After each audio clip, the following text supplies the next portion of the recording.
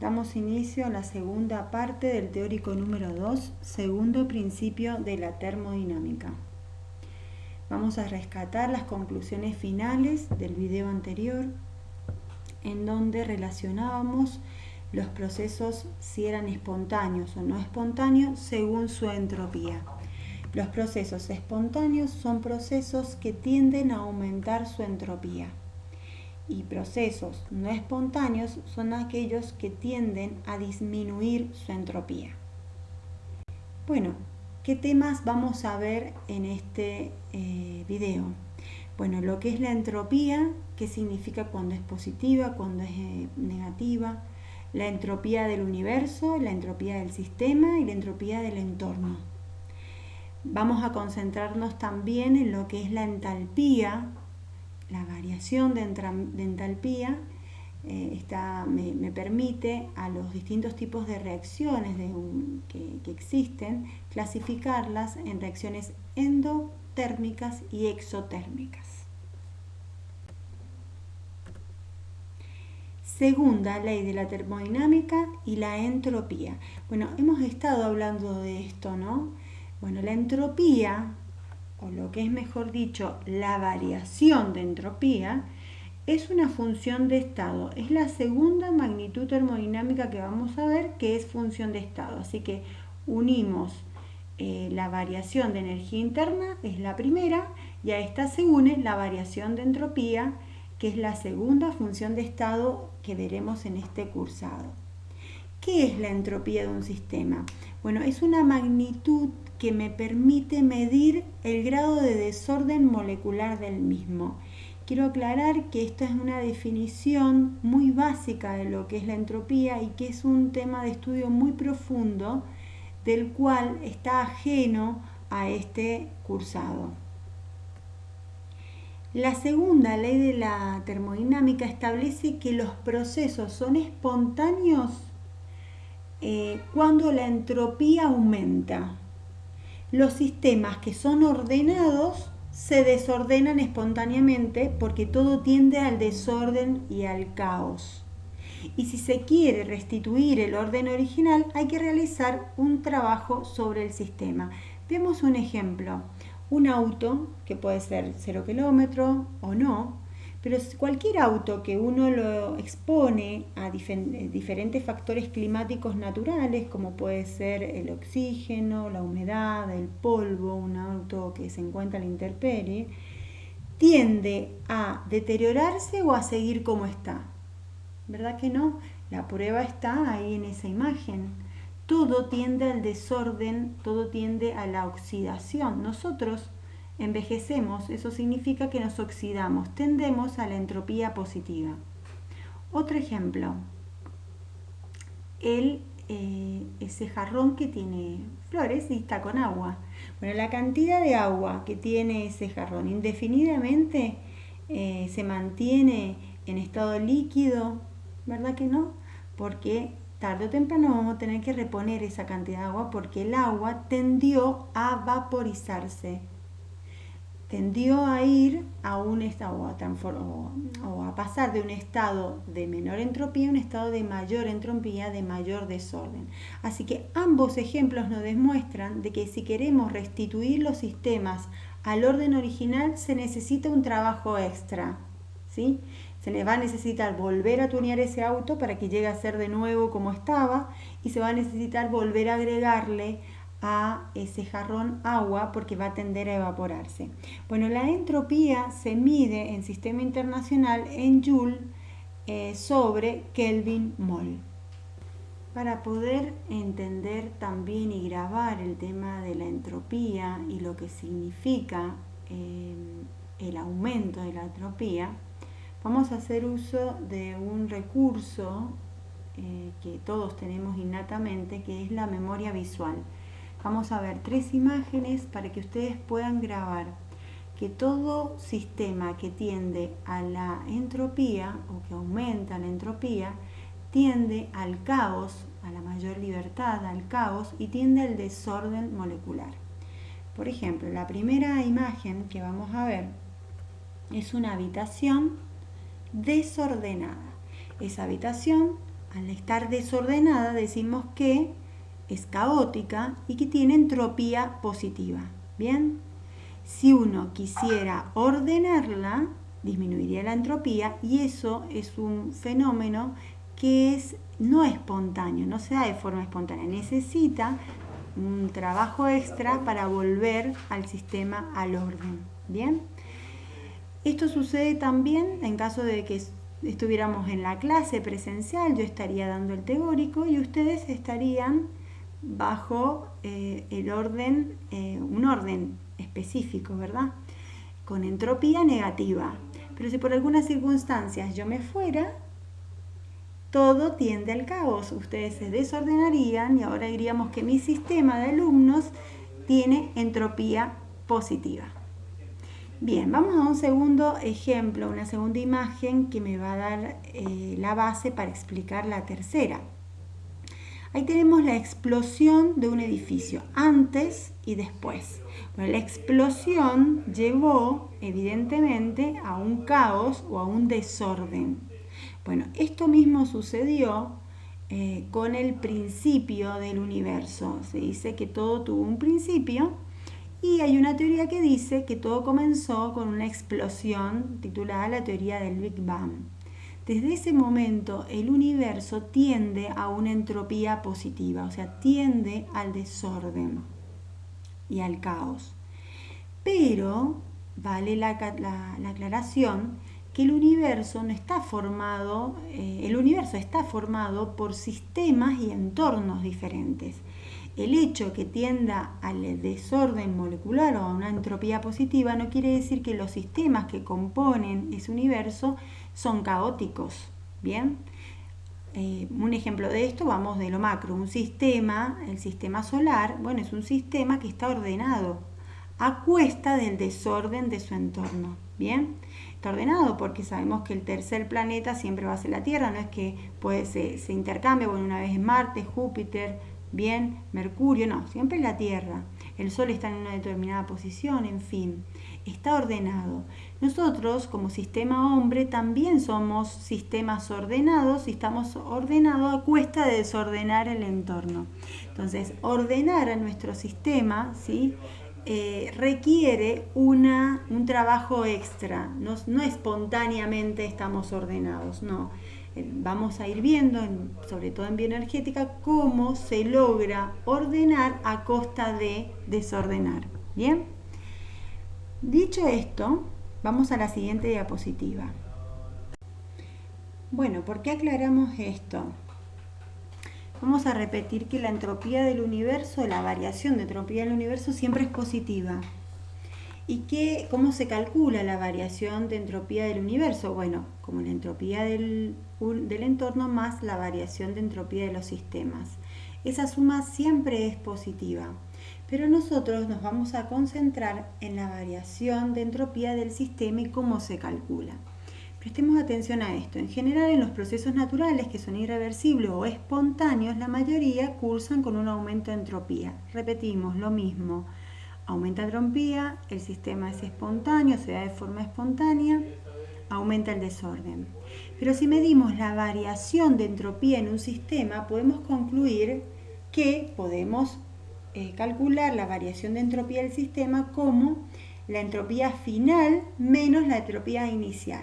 Bueno, esta variación de entropía del sistema puede darme un valor positivo, un valor negativo o ser igual a 0. ¿Bien? Vamos a ver qué significado tiene cada una de ellas. Si la variación de entropía de mi sistema es igual a 0, significa que el proceso es reversible y que se encuentra en estado de equilibrio. Si la variación de entropía es positiva, es decir, mayor a 0, significa que el proceso se está cursando de forma espontánea y que va a una tendencia de aumentar el desorden molecular. ¿Bien? O sea, quiere decir que ese proceso que está transcurriendo lleva al desorden molecular. El sistema se desordena. Bien, si la entropía, ese cálculo de variación de entropía del sistema me da un valor negativo menor a 0, significa que el proceso, así como va en esa dirección, es no espontáneo. Es decir, que va a necesitar un trabajo extra para que se pueda dar de esa forma. disminuye el desorden molecular, es decir, el sistema se está ordenando. Si esto sucede, ese trabajo, a esto recalcamos que el sistema se ordena, disminuye el desorden molecular a cuesta de un trabajo extra. ¿Se entiende? Entonces la variación de entropía del sistema puede ser positiva, negativa o igual a 0. Pero si sumamos el sistema y la del entorno, siempre la del universo va a tender a ser positiva. Vamos a ver algunos ejemplos de la entropía. Si nosotros observamos esa imagen, los diferentes estados o cambios de fase, por ejemplo, en este caso del agua. El agua va de un estado sólido, cubitos, líquido, a un estado gaseoso, vapor de agua. Si uno lo viera a nivel molecular, vería que el estado sólido es el estado de menor desorden. Vemos que están todas las moléculas de agua ordenadas.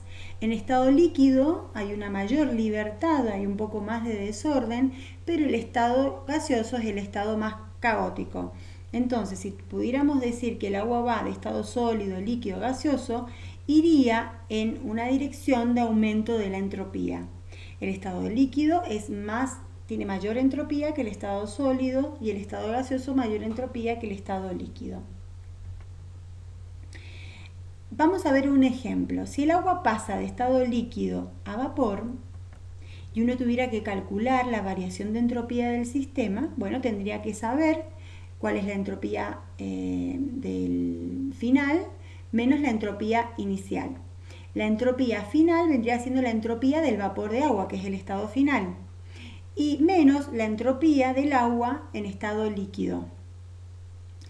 Ambas entropías son positivas, pero podemos decir que la entropía del agua en su estado de vapor es mucho mayor, de tal forma de que si yo resto me va a terminar dando una entropía positiva y el sistema en esa dirección tiende a ser espontáneo. ¿Me explico?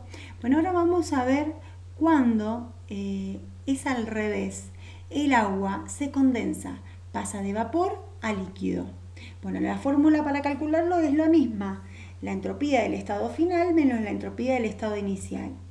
Sería la entropía, ahora en este caso, en el estado final sería líquido y el estado inicial sería vapor. Si yo calculo las entropías, ambas son positivas, pero mi estado final tiene una entropía menor que mi estado inicial, ¿bien? Entonces la variación de mi sistema de entropía me va a dar negativo, no espontáneo. El agua tiende de forma espontánea a evaporarse, pero no es espontáneo que se condense.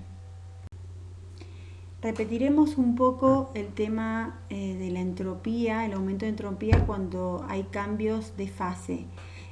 Cuando el agua pasa de estado líquido a gaseoso, la variación de entropía da positiva. ¿Por qué? Porque tiende a mayor desorden. Pero cuando ocurre al revés, que el agua se condensa, donde pasamos de estado gaseoso a estado líquido, el agua en su estado líquido está más ordenada que en su estado gaseoso.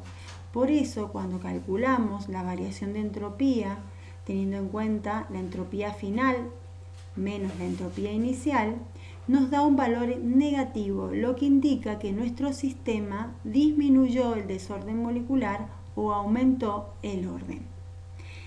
En el cursado van a tener quizás diferentes tipos de reacciones químicas a las que van a tener que evaluar si su entropía aumentó o disminuyó. Entonces, ¿cuál es el criterio quizás para poder clasificarlas en un aumento de entropía o en una disminución de entropía? Hay dos criterios. El primero es ver sus estados, ¿sí? El estado de segregación. Si vemos que sus estados son sólidos y pasaron a gas, ¿sí? Un elemento gaseoso, uno puede decir que la entropía aumentó. Otro criterio para poder clasificar en aumento o disminución de entropía de los diferentes tipos de reacciones químicas es este que está aquí. a nivel general, las reacciones que son de formación de compuestos cursan con una entropía negativa. Y aquellas reacciones que son de descomposición de compuestos cursan bajo una entropía positiva. Veamos un ejemplo específico. Carbono más oxígeno forma dióxido de carbono. Bueno, allí vemos que el carbono está en estado sólido, el oxígeno en estado gaseoso. Forma una molécula de dióxido de carbono que es un gas. O sea, si lo vemos desde ese punto de vista, podemos decir que tiende a aumentar la entropía. Pero supongamos que no aparece los estados de agregación o no lo sabemos, como se observa ahí. Bueno, todo lo que sea de formación de compuestos cursa con una entropía negativa. ¿Por qué? Porque el carbono y el oxígeno eran dos moléculas que tenían libertad absoluta. Ahora yo las junté, las ordené para formar una molécula. ¿Ven? Entropía negativa.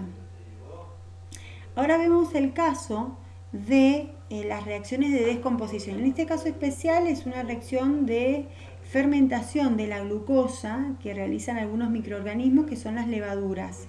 En este caso la glucosa fermentó y se formó dióxido de carbono más etanol. Bueno, si yo observo los estados de físicos, pasamos de la glucosa, un azúcar de estado sólido, a etanol líquido y a gas. ¿Ven? Aumenta la entropía.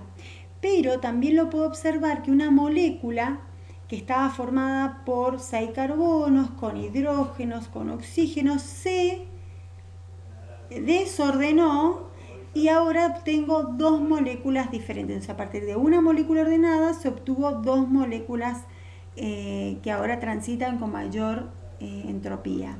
Se dan cuenta que aumenta el desorden molecular, así que podemos concluir que aumentó la entropía.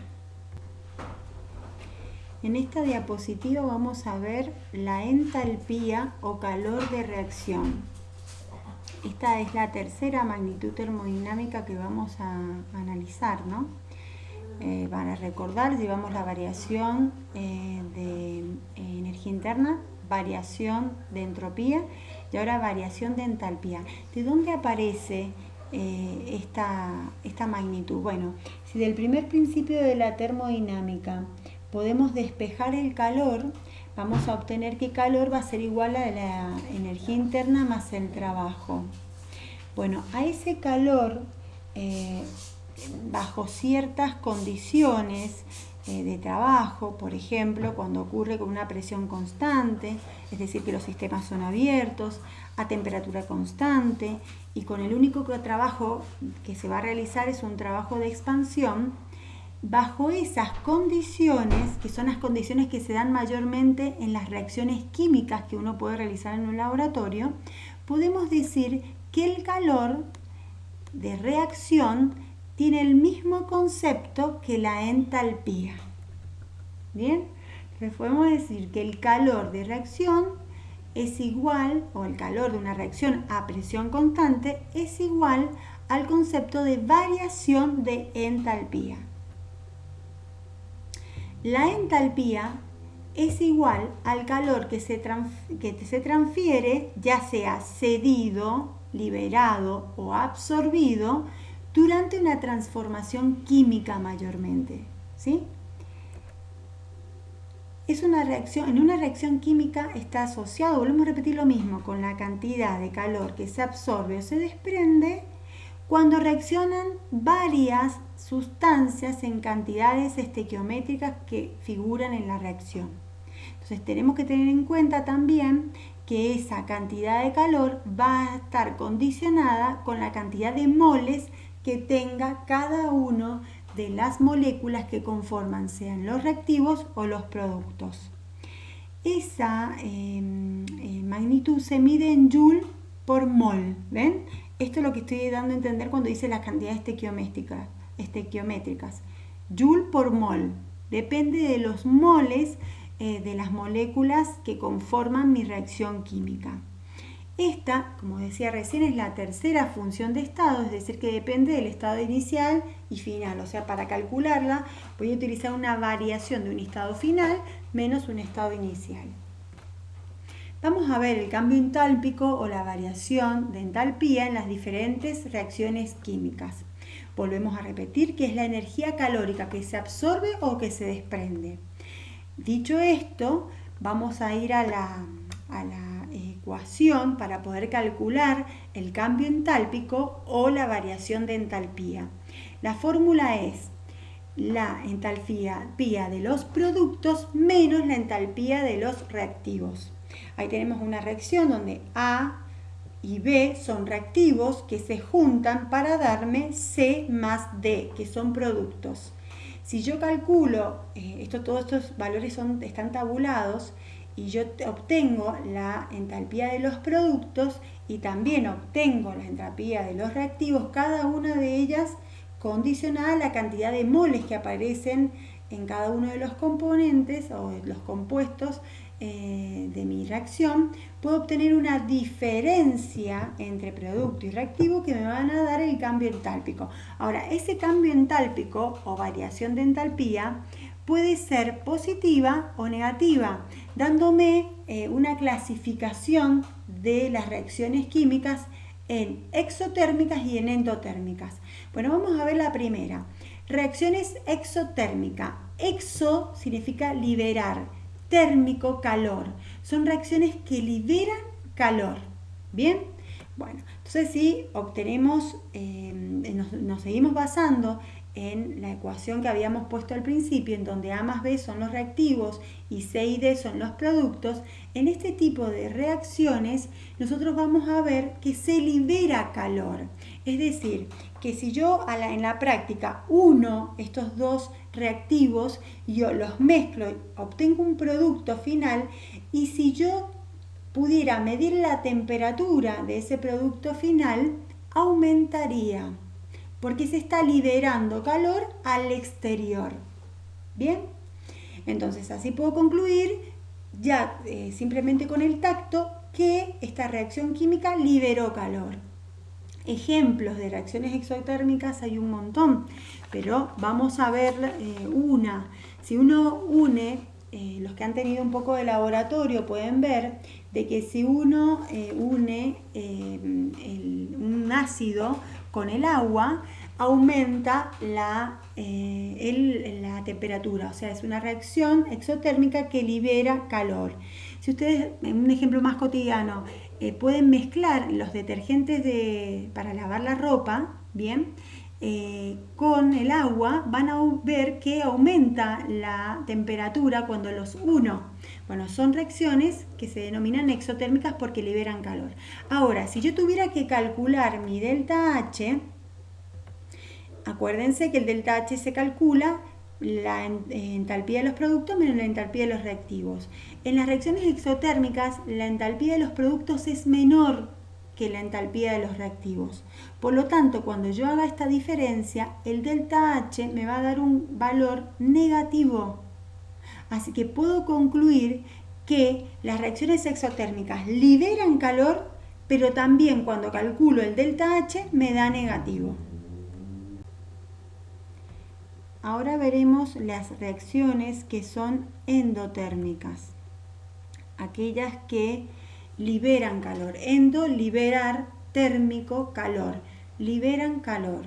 Ahí siguiendo con el ejemplo de recién, cuando los reactivos para producir diferentes tipos de productos necesitan absorber calor del entorno. Esto se puede dar cuando, por ejemplo, yo junto diferentes tipos de reactivos y necesitan calor del entorno, de tal forma de que si yo toco a esos reactivos cuando han sido mezclados, me quitan calor de la mano, o sea, se enfría mi mano. Un ejemplo de esto que pueden hacerlo a nivel en sus casas, teniendo los recaudos necesarios, es juntar vinagre y bicarbonato. Por ejemplo, si yo tomo un vaso, puede ser de plástico, de vidrio, agrego vinagre, suponiendo 10 mililitros más o menos, 20 mililitros, y coloco una cucharada de bicarbonato, van a ver que además de producirse efervescencia, cuando toquen, su mano se va a enfriar. ¿Por qué? Porque el sistema absorbe el calor del entorno. Bien, ese es un típico caso de una reacción endotérmica. Además de que se absorba calor, las reacciones endotérmicas, si yo calculo la diferencia de entalpía, es decir, los productos menos los reactivos, en las reacciones endotérmicas la entalpía de los productos es mayor que los reactivos, de tal forma que cuando yo saco esa diferencia, el cambio entálpico me da positivo. Conclusiones. La variación de entropía de un sistema puede ser 0 igual a 0, positiva y negativa. Cuando es igual a 0, el proceso es reversible y está en equilibrio, pero cuando es positiva significa que aumenta el desorden molecular y el proceso tiende a ser espontáneo. Cuando la variación de entropía de un sistema es negativa, significa que disminuye el desorden molecular y el proceso tiende a ser no espontáneo. Y con respecto a la entalpía del sistema, puede ser positiva, lo que significa que la reacción absorbió calor del entorno, la entalpía de los productos es mayor que la entalpía de los reactivos, por lo tanto, cuando hago la diferencia, me da ese valor positivo y la reacción es endotérmica. Cuando la variación de entalpía es negativa, podemos concluir que libera calor, la entalpía de los productos es menor que la entalpía de los reactivos, de tal forma que cuando yo saque el delta H, me va a dar un valor negativo y decimos que la reacción es exotérmica. Hemos concluido la parte 2 de este teórico y vamos a la conclusión.